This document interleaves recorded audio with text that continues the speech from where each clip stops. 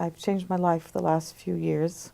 I used to work in pharmaceuticals and logistics, and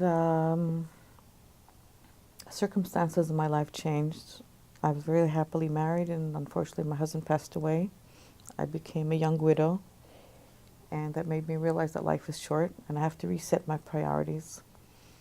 And all my life I knew, as I had told you, I wanted to go to Poland. I knew that one day I would do something with my Yiddish, with my love for Yiddish. And I decided that life is too short and I've got to get on with it. And then I changed my life around, and my life is now completely immersed in Yiddish.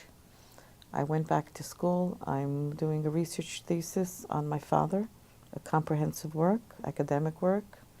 And as a part of that, of course, I reread his works. I also am the director of a Yiddish Cultural Center in Tel Aviv, which is affiliated with Arbitering Workmen Circle.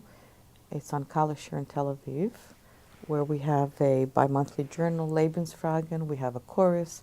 We have a very large Yiddish library, 25,000 books. And we just got a donation of another 30,000 books.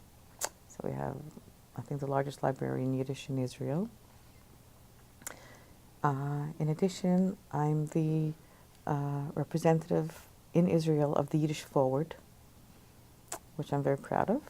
And I work with subscriptions and marketing and merchandise and photographs now.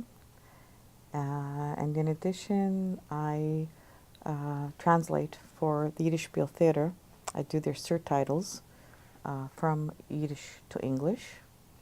I just did the Megillah by Itzik Manger, and they just took it with them to Montreal for the Yiddish Theater Festival, so I was very proud of that. In addition, in my spare time, I volunteer. Let's put it this way. I go to a lot of Yiddish events, and people always ask me what's going on, what's happening, what's this. And I said to myself, why don't I just write a list?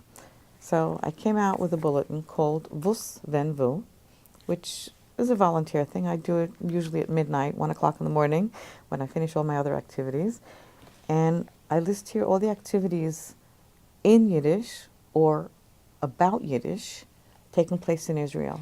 And I do this geographically, and I give the phone number, the date, the time, the website if there is one. And I have about 450 people on my mailing list right now in Israel and abroad.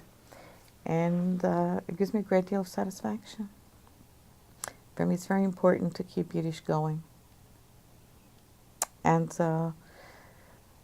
my father had written to me in '67 that he knows that I will continue his work, also in the written word and also orally. And I knew that one day I would be doing it. And I'm very proud that I am able to do it.